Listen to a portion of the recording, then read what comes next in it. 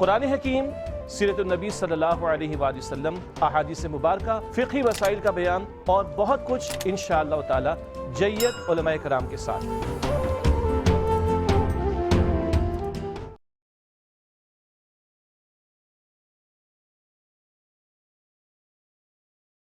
اعوذ باللہ من الشیطان الرجیم، بسم اللہ الرحمن الرحیم۔ خواتین و حضرات، السلام علیکم ورحمۃ اللہ وبرکاتہ و مغفرتہ۔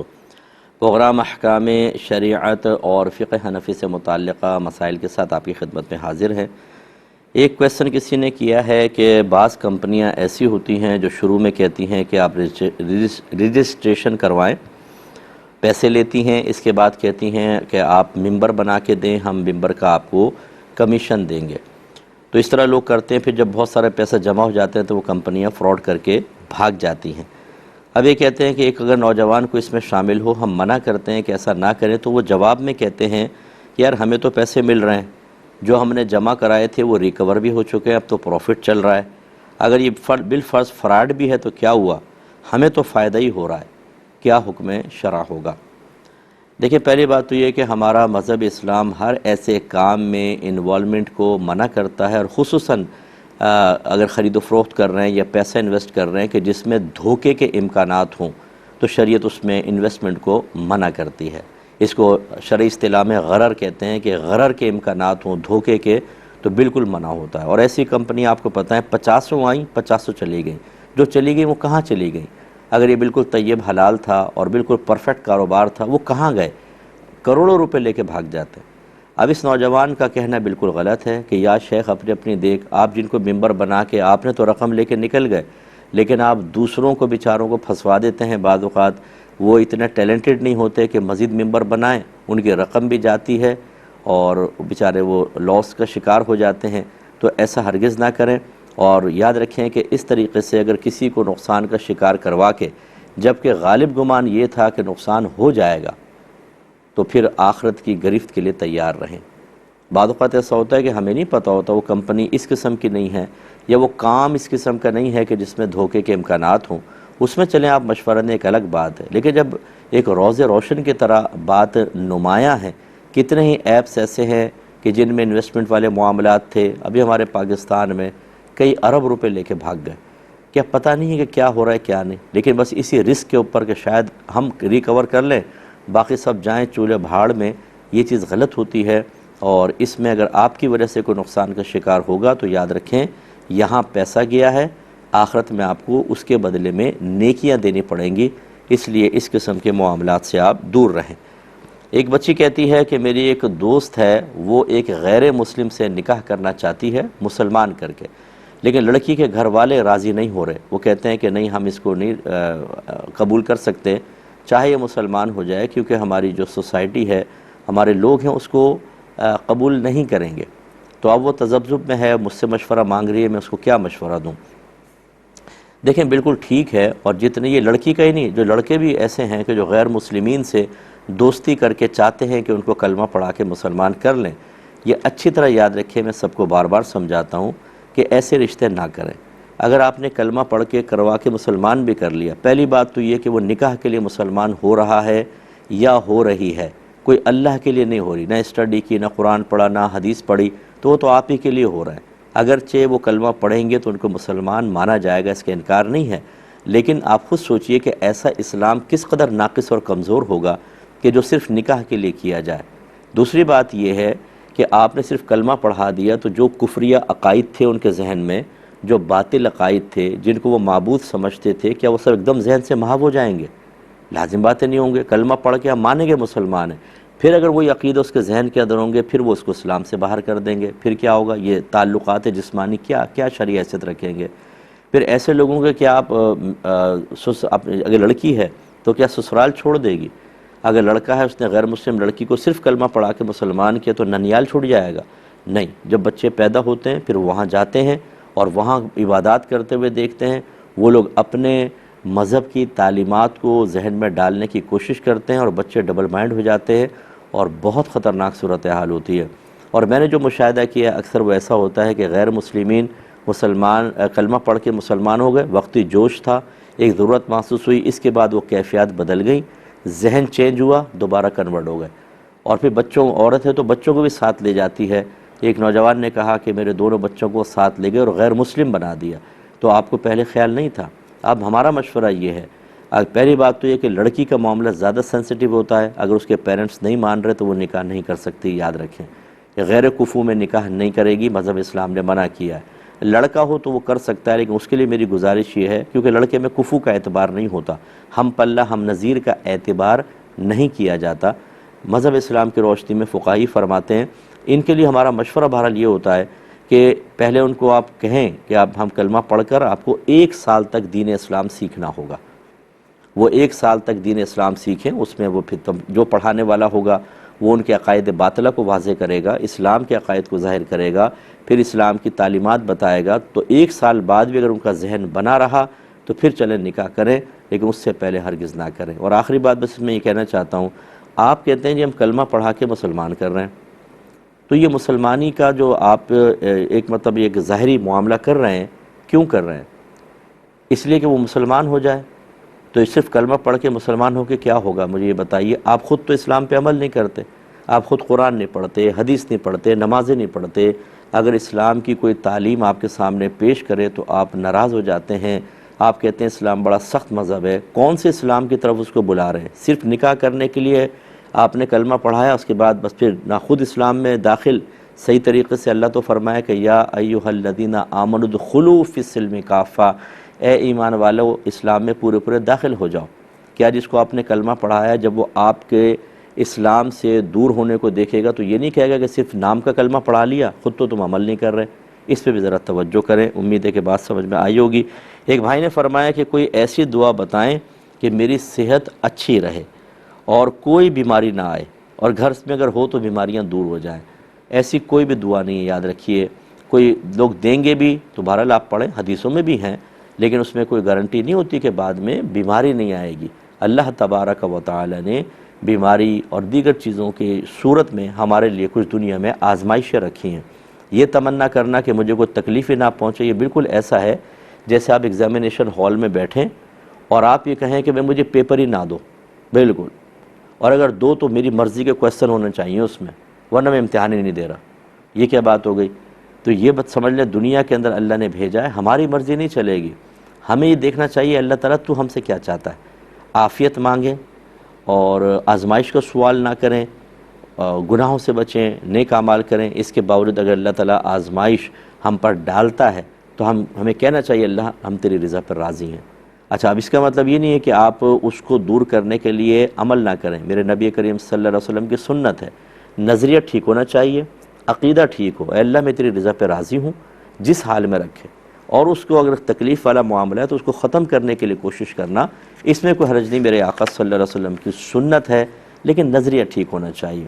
اب آپ کہیں کہ جو کوئی بیماری نہ آئے، کوئی ایسا وظیفہ نہیں ہے۔ آپ بعض اوقات جعلی قسم کے جو عاملین ہوتے ہیں وہ یقین دلا دیں گے آپ کو، یا آپ یہ وظیفہ پڑھ لیں انشاءاللہ کچھ بھی نہیں ہوگا، لیکن آپ دیکھیں گے کہ ایسا نہیں ہے۔ کتنے بڑے بڑے وظیفے پڑھ لیں آپ، اللہ کی جو مرضی ہے اور اس کا فیصلہ ازلی ہے وہ تبدیل نہیں ہوتا، وہ کار فرما رہتا ہے۔ ہاں یہ ضرور ہے کہ جب آپ پہ آزمائش آئے گی، آپ صبر کریں گے تو آپ کے درجات انشاءاللہ بہت بلند ہوں گے۔ ایک بھائی نے کویسچن کیا تھا کہ اگر کوئی واش روم کے باہر کوئی بیسن لگا ہوا اس پہ وضو کر لے، صرف پیر دھلنا رہ جائیں، پھر وہ واش روم میں جا کر پیر دھوئے، کیونکہ بیسن پہ اوپر اٹھانا ذرا مشکل ہوتا ہے، تو کیا اس کا وضو ہو جائے گا؟ جی بالکل ہو جائے گا۔ ہمارے فقہ حنفی کے روشنی میں اعضائے وضو کو پے در پے دھونا، یعنی پے در پے دھونا واجب نہیں، ایک کے بعد ایک فوراً دھونا واجب نہیں ہوتا۔ یہ امام مالک رضی اللہ تعالیٰ عنہ کے نزدیک ہے کہ وہ کہتے ہیں اگر چہرہ دھویا اور ویٹ کر لیا حتیٰ کہ خشک ہو گیا تو یہ چہرے کا وضو گیا، دوبارہ کرنا پڑے گا۔ جبکہ فقہ حنفی کہتا ہے کہ اگر آپ کا تھوڑا بہت بیچ میں وقفہ بھی ہو گیا اعضاء کو دھونے میں تو کوئی مسئلہ نہیں، لہٰذا آپ کا وضو ہو جائے گا۔ ایک کالر ہمارے ساتھ ہیں، پہلے کال لیتے ہیں۔ السلام علیکم۔ وعلیکم السلام۔ میرے 3 سوال ہیں۔ جی پہلا سوال میرا یہ ہے کہ میری امی کی پینشن ملتی ہے جو میری بڑی بہن کو بھی مل سکتی ہے اور مجھے بھی مل سکتی ہے، لیکن کیونکہ ہم دونوں بیوہ ہیں، لیکن میری بڑی بہن کے سارے بچے شادی شدہ ہیں اور آگے اب ان کی شادیاں ہو رہی ہیں، لیکن میرے سارے بچے شادی شدہ نہیں ہیں، سارے چھوٹے چھوٹے ہیں، تو وہ بھی مانگتی ہے پینشن، کہتی ہے میرا حق ہے، تو اس پہ کس کا حق ہوگا؟ آپ کی والدہ حیات ہیں؟ نہیں، والدہ حیات نہیں ہے۔ تو یہ پینشن والدہ کو مل رہی تھی، پھر اب آپ کو ملے گی، یوں ہے؟ جی جی اچھا چلیں میں بتاتا ہوں انشاءاللہ عرض کرتا ہوں۔ ایک اور کالر ہیں، السلام علیکم، شاید لائن ڈراپ ہو گئی ہے، اسی کو لے لیتے ہیں۔ کہ دیکھیں پہلی بات سمجھیے کہ جب کوئی شخص انتقال کرتا ہے تو اس وقت اس کی ملکیت میں جو مال ہوتا ہے وہ ہوتا ہے ترکہ، ٹھیک ہے، اس میں وارثوں کا حق ہوتا ہے جس طریقے سے شریعت نے تقسیم کا حکم فرمایا۔ لیکن اگر اس کی وفات کے وقت کوئی مال اس کی ملکیت میں نہ ہو، ہاں کسی وجہ سے اس کو ملے، جیسے یہ پینشن ہوتی ہے یا آفس والے بعض اوقات کچھ بینیفٹس وغیرہ دیتے ہیں، تو پھر یاد رکھیں وہ اسی کا حق ہوتا ہے جس کا نام میت نے لکھوایا ہوتا ہے، نومینی جس کو کہتے ہیں۔ اگر آپ کے والد صاحب نے والدہ کا لکھوایا تھا تو والدہ کا ہوگا، اور والدہ نے کس کا لکھوایا وہ آپ دیکھیں، وہ ان کو ملے گا۔ تو اب وہ چاہے آپ کی بڑی بہن کا ہو تو بڑی بہن کا حق ہے، اس میں پھر آپ کا کچھ بھی حق نہیں ہوگا، اور اگر آپ کا نام لکھوایا تو بڑی بہن کا ایک پیسے کا بھی حق نہیں ہے۔ یہ الگ بات ہے کہ آپ انڈرسٹینڈنگ سے اس کو بانٹ لیں تو الگ بات ہے، لیکن جس کا نام والدہ لکھوا کر گئی ہیں اس کو ملے گا، یاد رکھیں۔ تو آپ معلوم کر لیں، اور فرض کر لیں کہ اگر فرض کر لیں کہ اولاد کے لیے ہے کہ جی اولاد کو ملے گا، تو پھر آپ دونوں برابر برابر اس کو تقسیم کر سکتی ہیں۔ لیکن اکثر ایسی ہوتا ہے کہ نومینی ہوتے ہیں، وہ جس کا نام لکھوایا ہوگا اسی کو ملے گا، اسی کا حق ہوگا۔ ایک کالر ہمارے ساتھ ہیں، السلام علیکم۔ وعلیکم ورحمۃ اللہ۔ جی جی مجھ سے میرا پہلا سوال یہ ہے کہ نورانی قاعدے میں ایک سبق حروف مقطعات کا ہوتا ہے، تو اگر کوئی تجوید سیکھ رہا ہو تو کیا ناپاکی کی حالت میں اسے پڑھ سکتے ہیں، اور اس پر ہاتھ لگانے کے کیا حکم شرع ہے؟ اور بولیں۔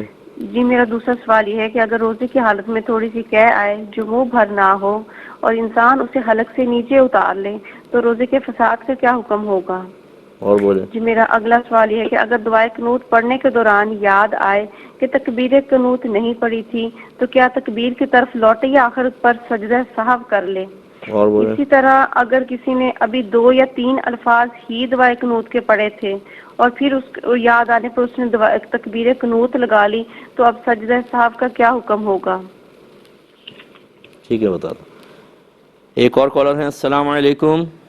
وعلیکم السلام ورحمۃ اللہ۔ جی پہلا میرا سوال یہ ہے کہ نئے لباس پہننے کے سلسلے میں کہاں تک زینت جائز ہے؟ مرد کے لیے مختلف اتوار کے اعتبار سے مختلف فیشن آ جاتے ہیں، تو کہاں تک زینت اختیار کر سکتا ہے مرد کے لیے، ٹھیک ہے میں بتاتا ہوں۔ اور دوسرا سوال یہ ہے کہ بعض اوقات ایک موبائل کمپنی ہے، وہ کہتے ہیں کہ آپ پیسے ڈپازٹ کریں تو ہم آپ کو ویڈیو بھیجیں گے، آپ جتنی ویڈیو دیکھیں گے اتنے زیادہ آپ کو پیسے ملیں گے، تو اس صورت میں کیا حکم ہوگا؟ ٹھیک ہے۔ اور تیسرا سوال یہ ہے، بعض اوقات لنک سینڈ کیے جاتے ہیں کہ آپ یہ لنک شیئر کریں تو آپ کا کچھ بھی نہیں ہوگا، جو بھیج رہا ہے اسے بینیفٹ ملیں گے جتنے وہ آگے، اس طرح کس طرح معاونت کرنا کیا جائز ہے؟ ٹھیک ہے۔ اور چوتھا سوال یہ ہے کہ بعض اوقات اچھی قرات ہو رہی ہو تو غیر اختیاری طور پر دوران نماز زبان سے سبحان اللہ نکل جاتا ہے، ٹھیک ہے، تو کیا نماز فاسد ہوگی؟ بس یہ بیان فرمائیں۔ میں عرض کرتا ہوں، ایک مختصر سا بریک لیں گے، ہمیں یقین ہے آپ ہمارے ساتھ ہی رہیں گے۔ بسم اللہ الرحمن الرحیم۔ ایک ہی بات پوچھی تھی کہ اگر کوئی بہن حالت حیض میں ہوں تو کیا وہ کوئی قاعدہ بچوں کو پڑھا رہی ہوں تو اس پہ حروف مقطعات وغیرہ پہ ہاتھ لگا سکتی ہیں یا نہیں، اور اس کو زبان سے پڑھ سکتی ہیں کہ نہیں؟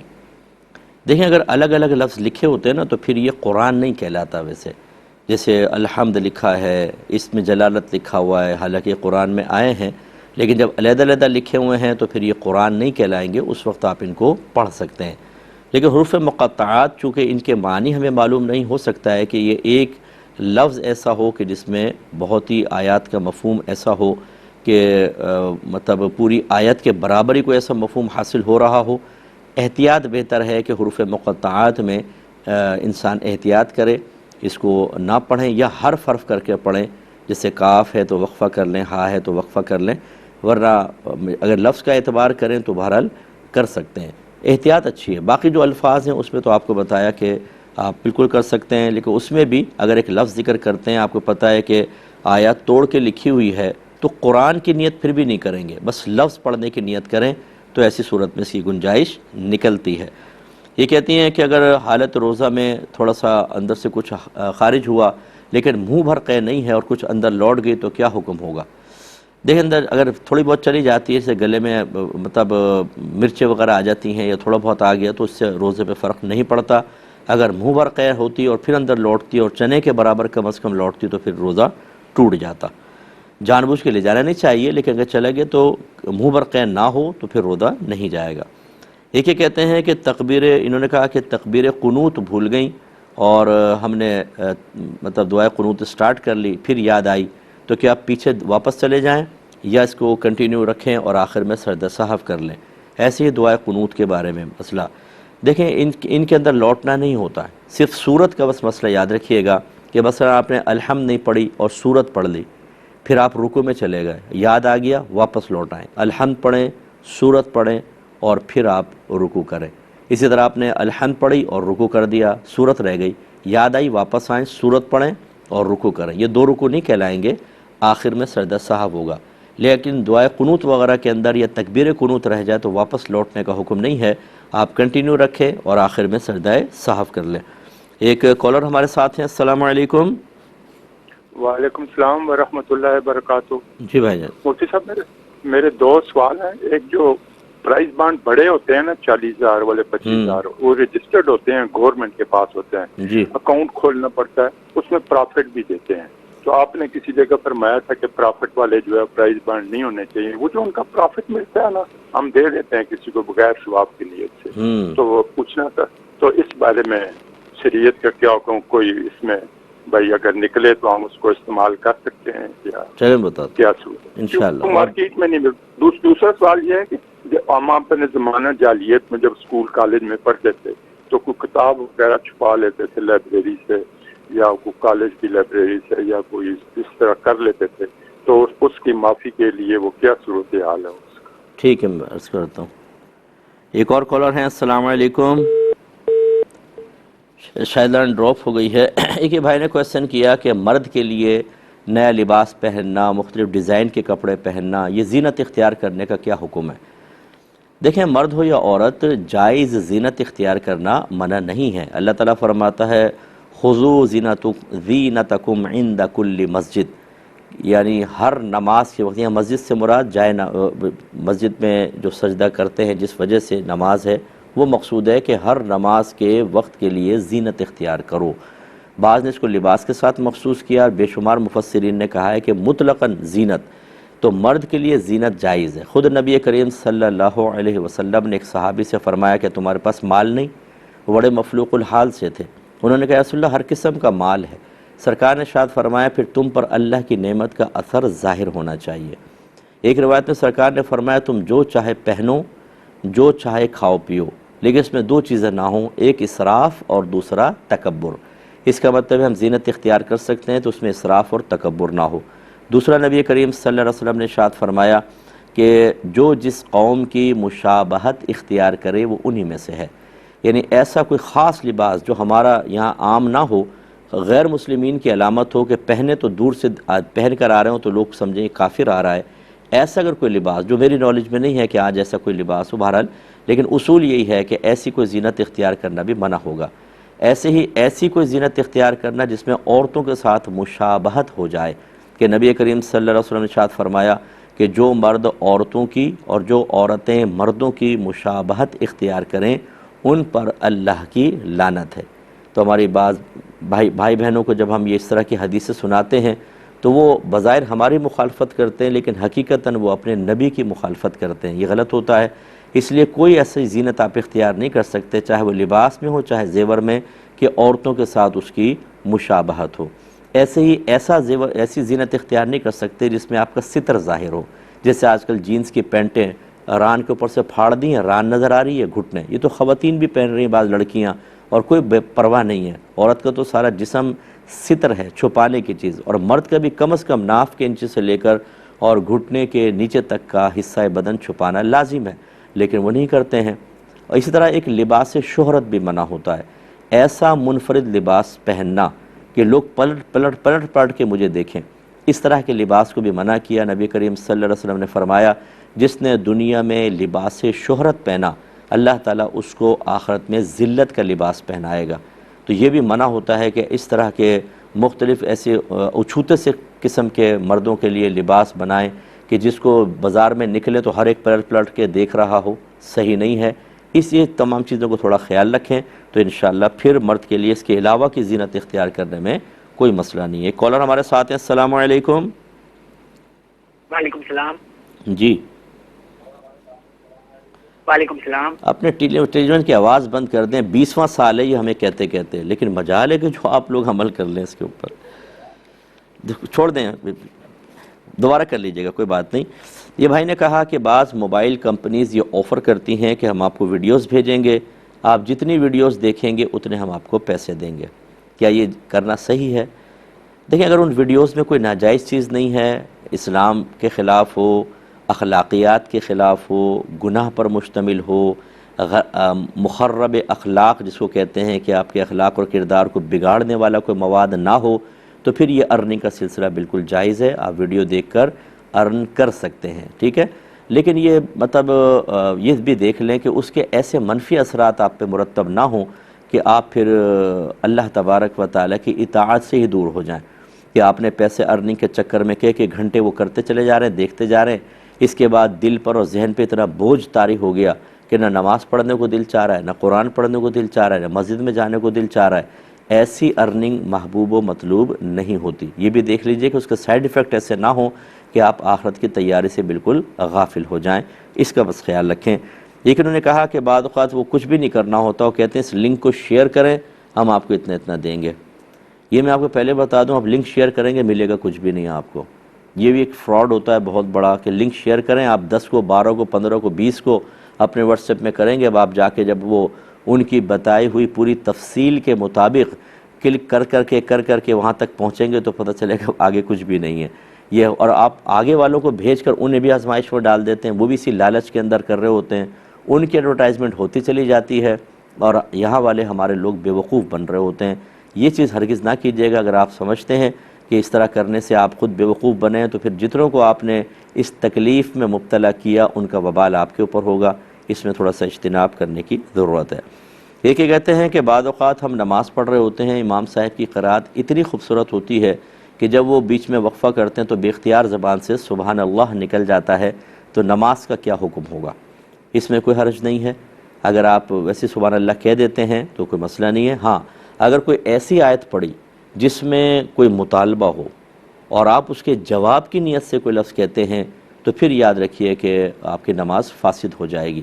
لیکن اگر ایسا نہیں ہے، ویسے بے اختیار سبحان اللہ نکل گیا تو ذکر الہی ہے، اور نماز میں ذکر کرنے سے نماز فاسد نہیں ہوتی۔ اگرچہ نہیں نکلنا چاہیے، لیکن یعنی کوئی منع بھی نہیں ہے، لیکن نہیں نکلنا چاہیے، اب خاموشی سے سنیں، لیکن بے اختیار نکل گیا تو نماز بہرحال فاسد نہیں ہوگی۔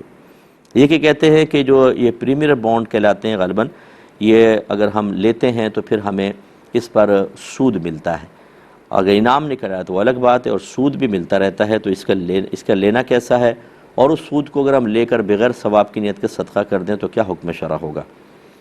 دیکھیں، یہ جو بنی اسرائیل والے تھے نا، ان کو ہفتے کو شکار کرنا منع کیا گیا تھا، تو انہوں نے حیلہ یہ اختیار کیا کہ جمعے کے دن جو ہے وہ نالیاں بنا دیتے تھے اور اس میں بہت سارے گڑھے بناتے تھے، وہ نہر سے جب ہفتے کا دن آتا تو وہ نہر سے چل کر مچھلیاں گڑھوں میں آ جاتی تھی، پھر یہ نالیاں بند کر دیتے تھے، پکڑتے نہیں تھے، جب اتوار ہوتا تب نکال لیتے اور کہتے ہم نے تو شکار کیا ہی نہیں، حالانکہ یہ حیلہ تھا انہوں نے کیا، اور اس پر اللہ تبارک و تعالی نے ان پر عذاب نازل کیا۔ تو یاد رکھیں کہ جب کسی ممنوع چیز کی اجازت دی جاتی ہے، یہ صرف وہاں پر ہوتی ہے جب انسان اس کے بغیر یا تو مر جائے گا یا زوال عزت کا خوف ہو، پھر فقہا غور و تفکر کر کے اس کی پرابلم سن کر بقدر ضرورت اس کی اجازت دے سکتے ہیں۔ لیکن اگر صرف نفع کے لیے ہو، صرف فائدہ حاصل کرنے کے لیے ہو، تو پھر اس قسم کے حیلے اختیار کرنا یہ بنی اسرائیلیوں والی مثال بنے گی۔ اب یہ حیلہ شرعی جائز نہیں ہوگا، بلکہ صرف منفعت حاصل کرنے کے لیے، نفع حاصل کرنے کے لیے اللہ کی نافرمانی کو میں مبتلا ہونا، لیکن اس طرح کہ اس کی جوازی سے صورت بنا لی جائے، بالکل نہیں، اور یا تو جوازی بھی نہیں ہے، سود لے کر بانٹ دینا، لینا ہی دینا ہی حرام ہے، تو اس طرح کے آپ پرائز بانڈ استعمال نہ کریں، دوسرے کریں کہ جن میں اگر آپ کا انعام نکلتا ہے ٹھیک، نہیں نکلتا تو آپ اس کو کیش کر لیں، کوئی پیسہ وغیرہ نہ کٹے، نہ ان پہ آپ کو پروفٹ ملے، بس یہ جائز ہوتے ہیں، اس کے علاوہ جائز نہیں ہے۔ یہ کہتے ہیں کہ زمانہ جاہلیت سے انہوں نے تعبیر کیا کہ جب ہمیں علم نہیں تھا تو یہ ہوتا ہے کہ لائبریری سے ہم نے کوئی کتاب لے لی، چھپا لی اور واپس نہیں کی، تو اب اس کی معافی کی صورت کیا ہوگی؟ دیکھیں، اگر وہ لائبریری ابھی قائم ہے، جیسے اسکول کالج کو ہوتی ہے، یونیورسٹیز کی لائبریریز ہوتی ہیں، پھر تو آپ وہی کتاب خرید کر اس لائبریری میں جمع کروائیں، چاہے کتنی مہنگی کیوں نہ ہو. اور اگر وہ ختم ہو چکی ہے یا آپ کو کتاب ہی یاد نہیں ہے کون سی ہے، تو پھر کوشش کریں کہ ایک ذہن تحری کریں، دل سے پوچھیں وہ کتنے کی کتاب ہوگی، 100 200 500 1000، وہ لائبریری میں آپ ڈونیٹ کر دیں تاکہ وہ اور کتابیں لے کر چلیں، وہ تدارک ہو جائے گا. اور اگر کچھ بھی یاد نہیں ہے آپ کو، لائبریری گویا کہ ختم ہو گئی ہے، تو پھر آپ اتنا پیسہ صدقہ کر دیں اور اللہ کی بارگاہ میں توبہ کریں. اللہ تبارک و تعالیٰ کی رحمت بڑی ہے، انشاءاللہ وہ درگزر فرمائے گا. ایک مختصر سا بریک لیں گے، ہمیں یقین ہے آپ ہمارے ساتھ ہی رہیے گا. بسم اللہ الرحمن الرحیم. کسی نے کہا کہ کیا یہ بات صحیح ہے کہ پردہ کرنا شہید کے خون سے بھی افضل ہوتا ہے؟ ایسی کوئی روایت ہماری نگاہ سے نہیں گزری، اور نہ یہ کوئی حدیث میں جو درایتی معیار ہوتا ہے حدیث کا کہ عقل کے ذریعے پرکھنا کہ نبی کریم صلی اللہ علیہ وسلم شہید کے خون اور پردے کا تقابل اور توازن موازنہ پیش فرمائیں، تو غالب گمان یہی ہے. ایسی کوئی حدیث ہماری نگاہ سے نہیں گزری اور ہوگی بھی نہیں. یہ مخواہ چیزیں بنا لی جاتی ہیں، ان سے اجتناب کیجئے. اور میں بہنوں سے خاص طور پہ گزارش کروں گا کہ جب تک آپ کو مستند ذرائع سے کوئی چیز حاصل نہ ہو، خدا را اس طرح کی چیزیں آگے نہ کریں. یہ بہت بڑا گناہ کبیرہ ہوتا ہے، یاد رکھیں. اسی لیے غیر عالمہ کو قرآن کی تفسیر بیان کرنا، حدیث کی شرح بیان کرنا، شرعی مسائل بیان کرنا منع کیا گیا ہے کہ وہ اپنے پاس سے کچھ شامل کر دے گی اور وہ اللہ اس کے رسول نے فرمایا نہیں ہوگا. اور جب ہم کوئی دینی بات کہتے ہیں تو گویا کہ چاہے ہم زبان سے نہ کہیں، یہ دعویٰ کر رہے ہوتے ہیں کہ اللہ اس کے رسول نے یہ فرمایا. اور جب ایسا نہیں ہے تو گویا کہ ہم اللہ اور اس کے رسول کی طرف جھوٹ منسوب کر رہے ہیں، اور اس ایسے شخص کا ٹھکانہ جہنم ہو سکتا ہے. اس لیے ایسی باتیں نہ کی جائیں. یہ کہتے ہیں کہ کیا دوران اذان واش روم میں جا سکتے ہیں؟ دیکھیں، اگر تو آپ کو کوئی سخت حاجت نہیں ہے تو بہتر یہ ہے کہ جو اذان قریبی اذان ہے اس کو سنیں ادب سے اور پھر آپ چلے جائیں. لیکن اگر ایسا ہے کہ پیشاب زور سے آ رہا ہے، واش روم جانے کی حاجت ہو رہی ہے، تو پھر یہ کوئی منع بھی نہیں ہے کہ نہیں اذان سن کے جائیں گے اور بیچارے تکلیف میں بیٹھے ہوئے آپ چلے جائیں، کوئی مسئلہ نہیں ہے. پھر یہ کہتے ہیں اگر ہم چلے جائیں تو کیا جواب کا کیا حکم ہوگا؟ دیکھیں، تحقیق یہی ہے کہ اذان کے جواب جو قولی جواب ہے یہ مستحب ہے. جواب دیں گے ثواب ملے گا، نہیں دیں گے گناہگار نہیں ہوں گے. اور عملی جواب واجب ہے، یعنی مردوں کے لیے مسجد میں جماعت کے لیے حاضر ہونا. تو لہٰذا اگر آپ زبان سے کہتے ہیں بہت اچھی بات ہے، لیکن اب چونکہ آپ واش روم جا رہے ہیں اور اذان ہو رہی ہے، آپ کی مجبوری تھی، تو اذان اب آپ جواب نہ دیں. لیکن انہوں نے پوچھا تھا کہ کوئی اذان ہم ایک اذان سن لیں یا تمام اذان سننا ضروری ہوتا ہے ادب احترام کے لیے؟ دیکھیں، پہلی اذان سن لیں، اتنا ہی کافی ہے، جو آپ کی قریبی مسجد کی ہو تو کافی ہے. اب اتنی ساری اذانیں ہوتی ہیں بعض اوقات، اور بعض اوقات وقفے سے ہوتی ہیں، 2 منٹ بعد ایک اذان، 3 منٹ بعد. بعض اوقات بہت ساری مسجدیں ہوتی ہیں، تو پھر تو بہت زیادہ آپ پرابلم کا شکار ہو سکتے ہیں، اور اس کا شریعت نے آپ کو مکلف نہیں بنایا. ہاں، یہ ضرور ہے، یہ بھی یاد رکھیے گا، بعض لوگ بڑے ادب سے اذان کے ٹائم میں بیٹھ کے سننا شروع کر دیتے ہیں، حالانکہ وہ اذان شرعی تقاضوں کے مطابق نہیں ہوتی. اس میں لحن جلی ہو رہا ہوتا ہے، نہ مدات سے ہی کھینچ رہے ہوتے ہیں، نہ عین سے ہی نکل رہا ہے، نہ ہا سے ہی نکل رہا ہے. یاد رکھیں، ایسی اذان کو تو سننے کا بھی حکم نہیں ہے کہ نہ سنیں، بالکل. اب اس سے میں آپ کو سمجھانے چاہ رہا ہوں کہ اگر کوئی عالم دین اذان ہو رہی ہے اس کے بیچ میں باتیں کر رہا ہو، آپ کہیں کہ دیکھو علماء کا کیا حال ہے، اذان ہو رہی ہے باتیں کر رہے ہیں. اب آپ کو نہیں پتہ ہو سکتا ہے وہ اذان اس قابل نہ ہو، اس کا احترام ہی کرنے کا حکم نہ ہو، کیونکہ وہ اتنی مؤذن صاحب غلطیاں کر رہے ہیں، کچھ انتہا نہیں. خاص طور پہ جو ناراض مت ہوئیے گا، یہ کمیٹی کے ارکان جن کو تجوید وغیرہ نہیں آتی، انہوں نے پڑھی نہیں ہے، ایسی بعض نمازی کہتے ہیں آج میں اذان دے لوں، یا اپنے بچوں کو لا کے کھڑا کر دیتے ہیں اور بالکل لحن جلی کے ساتھ وہ اذان ہو رہی ہوتی ہے، خرابیوں کے ساتھ. ایسی اذان تو سنت موقدہ کی ادائیگی کا سبب ہی نہیں بنے گی. تو ایسا نہیں کرنا، اور نہ اس کو سننا واجب، نہ اس کو سننا ادب احترام کرنا کوئی لازم، نہ اس کا جواب دینا لازم، کچھ بھی نہیں. تو اس لیے یہ بھی ذرا اچھی طرح سمجھ لیجئے گا. امید ہے کہ آپ بات سمجھیں گے. یہ کہتے ہیں کہ ہمارے محلے میں ہم نے ایک تنظیم بنائی ہوئی ہے، میلاد کمیٹی جیسے ہوتی ہیں، اور ہم پورے سال چندہ کرتے ہیں، اور پھر اس کے چندے سے سال کے آخر میں ایک بڑی نعت خوانی کراتے ہیں، اور اس میں کسی عالم دین کو بلاتے ہیں، اس میں بیان بھی کرواتے ہیں. پوچھ یہ رہے ہیں کہ کیا ہم ایسا کر سکتے ہیں کہ جو چندہ جمع ہوا، جو لڑکے سارا سال ہمارے ساتھ ورکنگ کرتے ہیں، ان کی دعوت اس پیسے سے کر دی جائے تاکہ ان کی حوصلہ افزائی ہو؟ کیا حکم شرع ہوگا؟ دیکھیں، یاد رکھیے کہ جو چندہ ہوتا ہے نا، اس میں وقف نہیں ہوتا، اس میں تخصیص ہوتی ہے. تخصیص کا مطلب یہ ہے کہ جس کام کے لیے اس کو خاص کیا گیا اسی کام میں استعمال کر سکتے ہیں، اس کے علاوہ نہیں استعمال کر سکتے. اگر آپ نے میلاد کے نام پہ چندہ لیا ہے تو پھر میلاد ہی کروانی ہوگی، کھانے پینے میں یوز نہیں ہو سکتا. ہاں یا تو آپ یوں کہیں کہ بھی میلاد اور اس کے علاوہ کلی اختیار دے دیں، ہم اس سے کسی اچھے کام میں استعمال کر لیں، اگر وہ کلی اختیار دے دیں تو پھر ٹھیک ہے، لیکن یہ کلی اختیار آپ تو اس کا خیال کر لیں گے، آپ ہمیشہ زندہ نہیں رہیں گے، کچھ لوگ اور شامل ہوں گے، ہو سکتا ہے آپ کی طرح دیانتدار نہ ہوں۔ یہ بھی بڑے پرابلم ہوتے ہیں کہ ہم ایک چیز کی بنیاد رکھ کے چلے جاتے ہیں، دوسرے اسی سے ناجائز فائدہ اٹھا کے کلی اختیار کہہ کہ پھر کھا رہے ہیں، پی رہے ہیں اور خوب اس کو اڑا رہے ہیں پیسے کو، چندے کو، اور اصل مقصد میں لگا نہیں رہے، جی ہم نے کلی اختیار لیا ہوا ہے، یہ بھی ذرا دیکھ لیجئے گا۔ لیکن بہرحال یا آپ صراحتاً کہیں کہ بھئی ہمیں جو آپ پیسہ دے رہے ہیں اس میں سے کچھ جو بچے ورک کرتے ہیں ان کی ہم دعوت بھی کریں گے، اگر وہ اجازت دے دیتے ہیں تو پھر تو کوئی مسئلہ نہیں ہے، لیکن خالصتاً اگر آپ نے میلاد کے نام پر لیا اس میں آپ دعوت وغیرہ نہیں کر سکتے ہیں۔ یہ کہتے ہیں ایک مسلمان ہیں، وہ ڈیزائن انجینئر ہیں ایک کمپنی میں، تو غیر مسلمین کی طرف سے ایک ایسا ان کو پروجیکٹ ملا ہے کہ جس میں ان کو ایک ایسی ڈیوائس بنانی ہے کہ جس میں خود بخود شراب مکس ہو جاتی ہے اور پھر وہ گلاس میں بھی آ جاتی ہے، آٹومیٹک ہے، ایسی مشین بنانی ہے، تو کیا وہ اس کو بنا سکتے ہیں کہ نہیں؟ دیکھیں یہاں دو چیزیں، ایک فتویٰ، ایک تقویٰ۔ تقویٰ اور پرہیزگاری تو یہ ہے کہ نہ بنائیں کیونکہ شراب میں استعمال ہوگی، اور فتوے کا مطلب یہ ہے کہ آپ شریعت اس کے بارے میں کیا کہتی ہے، جائز ناجائز، بس یہ، تو شریعت اس کو جائز کہتی ہے۔ استعمال کرنے والے غلط کام میں استعمال کریں، پھر نفسی ڈیوائس بنانے میں تو کوئی مسئلہ نہیں ہے۔ کتنے ہمارے بھائی ایسے ہیں جو یو کے میں، یو ایس اے میں ٹیکسیاں چلاتے ہیں اور لوگ کہتے ہیں ہمیں پب جانا ہے، ہمیں چرچ میں چھوڑ دو، تو بتائیے ان کو چھوڑنا کیسا ہے؟ اس کی بھی ہم اجازت دیتے ہیں کہ وہ کیا کرے گا آگے، وہ اس کا ہیڈک ہے۔ آپ ٹیکسی کی سروس پرووائڈ کر رہے ہیں، آپ وہاں چھوڑتے ہیں، ہو سکتا ہے پب میں نہ جا سکے، مر ہی جائے یا کسی اور طرف نکل جائے، یہ اس کی مرضی ہے، لیکن آپ چھوڑ سکتے ہیں۔ فتویٰ یہ ہے، تقویٰ یہ ہے کہ نہ ہو، لیکن تقوی پہ آج کل عمل کرنا تھوڑا سا مشکل ہے۔ اسی طریقے سے عمارتیں بناتے ہیں، عمارتوں کے اندر بعض اوقات غیر مسلمین عبادات بھی کرتے ہیں، تو کیا عمارتیں بنانا چھوڑ دیں؟ ایسی آپ جب مکان کرائے پہ دیتے ہیں، دکان کرائے پر دیتے ہیں، کوئی نہ کوئی اس میں ناجائز کام آپ کا کرایہ دار کر رہا ہوتا ہے، جیسے مکانوں کے اندر چھت ملتی ہے، بے نمازی پن بھی ہے، خرافات بھی ہو رہی ہیں، تو کیا مکان کرائے پہ نہ دیں؟ اس لیے جو ہم آپ کو سمجھا رہے ہیں وہ شریعت کی روشنی میں ہے۔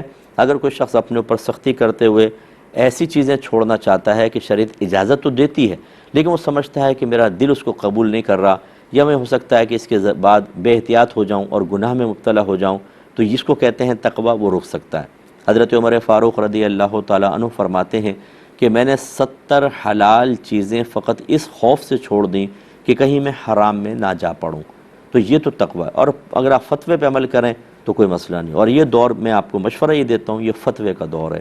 جو لوگ بعض اوقات تقوی کا نام لیتے ہیں نا، وہ بعض چیزوں میں تقوی کا نام لے رہے ہوتے ہیں اور 50 چیزوں میں خود فتوے پہ عمل کر رہے ہوتے ہیں۔ فتوے پہ چلے بغیر آج گزارا نہیں ہو سکتا، آج یہ تقوی کا دور نہیں ہے۔ میرے آقا نعمت امام علیہ سنت فرماتے ہیں کہ یہ تقوی کا دور نہیں ہے، فتوے پر لوگ عمل کر لیں، یہی بہت بڑی بات ہے۔ تو اس لیے ہمارا مشورہ یہ ہوگا کہ بالکل آپ بنا سکتے ہیں، اور اگر آپ کی خود کمپنی ہے اور اس پروجیکٹ کو لیے بغیر بھی آپ کے پاس بہت کام ہے تو پھر تقوی پہ عمل کر لیں، اچھا ہے۔ یہ کہتے ہیں کہ آج کل لوگ یوٹیوب وغیرہ پر دیکھتے ہیں کوئی وظائف دشمن کو ہلاک کرنے کے، نجات حاصل کرنے کے، اسے بغیر کسی کی پرمیشن کے اختیار کر لیتے ہیں، اور کہتے ہیں کہ بعض تو عورتیں شادی کرنے کے بعد فوراً ان وظائف کو اختیار کرتی ہیں، شوہر کے خلاف، ساس کے، نندوں کے خلاف۔ اب ہم نے کہتے ہیں ایک حدیث سنی ہے جس میں پتہ چلا کہ جو ہلاکت کی نیت سے وظیفہ اختیار کرے گویا کہ وہ جادوگر ہے اور وہ کافر بن جاتا ہے۔ مفتی صاحب کیا حکم شرع ہوگا؟ ایک اور بھی کویسچن ہے ان کا اس کے ساتھ ہی، لیکن پہلے اس کا جواب دیتا ہوں۔ ایسی کوئی بھی حدیث نہیں ہے۔ اگر وہ وظیفہ قرآنی آیات پر مشتمل ہے تو یہ ضرور ہے کہ آپ کسی کی ہلاکت کے لیے کریں، بالکل صحیح نہیں ہے، کسی کی سے نجات کے لیے کریں، صحیح نہیں ہے، اور خاص طور پہ پرمیشن کے بغیر۔ آپ کو نہیں پتہ ہوتا بعض وظائف گرم بھی ہوتے ہیں، ان کے منفی اثرات بھی ہو سکتے ہیں، اور پھر آپ کسی کے لیے، اگر وہ بیچارہ حق پر ہے، آپ ناحق ہیں، لیکن ہمارے ہاں کیونکہ شرعی علوم تو ہے ہی نہیں ہمارے پاس، یہ میرے لیے باعث تکلیف ہے، اس کے لیے اس کو ہلاک کروں۔ ہو سکتا ہے وہ اللہ کا پیارا ہو، اور اللہ کا پیارا نہ بھی ہو، گناہ گار بھی ہو، آپ اس کو ہلاکت کے لیے کریں، نجات کے لیے کریں، اور اس کے لیے برائی دل کے اندر رکھے ہوئے ہیں، تو بہرحال یقین اور بغض رکھنا خود ایک مستقل گناہ ہے، لہٰذا ایسا ہرگز نہ کریں۔ اور اگر فرض کر لیں، ہاں اگر وہ کلمات شرکیہ اور کفریہ پر مشتمل ہیں کہ لکھا ہوا ہے، آپ کو نہیں پتہ اس کا تلفظ کیا ہے، اور آپ اس کو اختیار کر رہے ہیں، غلط سلط پڑھ رہے ہیں، اس میں یہ ہو سکتا ہے کہ انسان کافر ہو جائے، لیکن ایسی حدیث میں نے کوئی نہیں دیکھی کہ اگر یہ کر لیا تو گویا کہ جادوگر اور کافر ہو جائے گا، ایسا نہیں ہے۔ دوسرے انہوں نے کہا کہ بعض اوقات کئی علماء اور پیر حضرات بھی ایسے وظیفے دیتے ہیں، ان کا کیا حکم شرع ہوگا؟ دیکھیں جو صحیح عامل ہیں، صحیح عالم ہیں، اچھے پیر ہیں، وہ کبھی بھی ایسا آپ کو وظیفہ نہیں دیں گے ہلاکت کا۔ وہ یہ ضرور دیں گے پروٹیکشن کے دیں گے، حصار کے دے دیں گے، اپنی حفاظت کا دے دیں گے، یا بعض اوقات ایسا ہوتا ہے کوئی شخص گناہ میں مبتلا ہے، برائی کے اندر لگا ہوا ہے، اس کے دل کو برائی سے دور کرنے کے لیے، مثلا کوئی ایک غلط قسم کی برے کریکٹر کی عورت کی طرف گھر کا بچہ مائل ہو گیا اور آپ کو یقین ہے کہ وہ اس کو لوٹے گی اور یا بدنامی کا باعث بنے گی اور بچے کے دل سے محبت نہیں جا رہی، تو ایسے وظائف ہوتے ہیں کہ اگر وہ کیے جائیں تو اس کا دل اس سے متنفر ہو جائے۔ یہ ایک پازیٹیو تھنکنگ ہے، ایک پازیٹیو ورک ہے، یہ کر سکتے ہیں، لیکن یہ ہر ایک کو اتنا شعور نہیں ہوتا، جیسے میں نے ابھی کہا کہ شرعی علوم حاصل نہیں ہوتے، آدمی ایک چیز کو خود بہتر سمجھ رہا ہوتا ہے اور نیت اس کی فاسد ہوتی ہے۔ اس لیے بہتر یہ ہے کہ کسی عالم، اچھے عالم دین مفتی صاحب سے معلوم کر لیا جائے، تو اگر وہ باعمل عامل ہیں، باعمل عالم ہیں، باعمل پیر صاحب ہیں، پھر تو حسن ظن رکھیں گے ہم اس کا، ورنہ جہالت کی بھی کمی نہیں ہے۔ جعلی قسم کے عامل اور اپنے آپ کو مفتی کہنے والے، فتوے کی صلاحیت نہیں ہے، عالم شو کرتے ہیں حالانکہ عالم نہیں ہیں، ایسے ہی بہت سے پیر بن کر بیٹھ گئے ہیں اور الٹے سیدھے وظیفے دیتے ہیں لوگوں کو۔ یہ تو سوشل میڈیا بھرا پڑا ہے، بس ایسی ایسی باتیں کریں گے جیسے بڑی معرفت تامہ حاصل ہے، ان کو سامنے بٹھائیں، ان کی آوازیں نہیں نکلے، اور ایسے سے جنات کے بارے میں خبریں دے رہے ہوں گے، غیوبات کے بارے میں خبریں دے رہے ہیں۔ ہمارے لوگ سمجھتے ہیں شاید بہت پہنچا ہوا آدمی ہے، یہ مطلب خیال کرنا چاہیے۔ آپ بڑے آرام سے چیزیں کر رہے ہیں نا، جو بالکل خلاف شرع بول رہے ہوتے ہیں، آپ کو آخرت میں پتہ چلے گا کہ لوگوں کو صرف اپنی ویورشپ بنانا، صرف مطلب یہ کہ لائکس حاصل کر لینا، فالوونگ بڑھانا تاکہ ارننگ ہو جائے، اس میں آپ فراڈ کر رہے ہیں، لوگوں کو دھوکہ دہی میں مبتلا کر رہے ہیں، ان کی سادہ لوہی اور کم علمی سے فائدہ اٹھا رہے ہیں۔ میدان محشر میں آپ کو نجات مل جائے گی، بہت شدید ترین گرفت ہے اس کے اوپر آخرت میں، دھوکہ دینا۔ سرکار نے فرمایا من غشا فلیس منا، جو دھوکہ دے وہ ہم سے نہیں۔ اس طرح کی کلپس آج کے لیے ہر ایک ارننگ کے چکر میں پڑ گیا ہے، اس میں اپنی عزت داؤ پہ لگا دیں، گھر والوں کی عزتیں داؤ پہ لگا دیں، چاہے اس طرح کے فراڈ اور جھوٹ کرنے پڑیں، کوئی بات نہیں۔ اللہ تعالیٰ سمجھنے کی توفیق عطا فرمائے۔ اب اپنے میزبان کو، ہماری کیو ٹی وی کی ٹیم کو اجازت مرحمت فرمائیں۔ آپ ہمارے لیے دعا کیجئے، ہم آپ کے لیے دعا گو ہیں کہ اللہ تعالیٰ ہمیں ہر قسم کی خرافات سے محفوظ رہنے کی توفیق عطا فرمائے۔ آمین۔ وآخر دعوانا ان الحمد للہ رب العالمین۔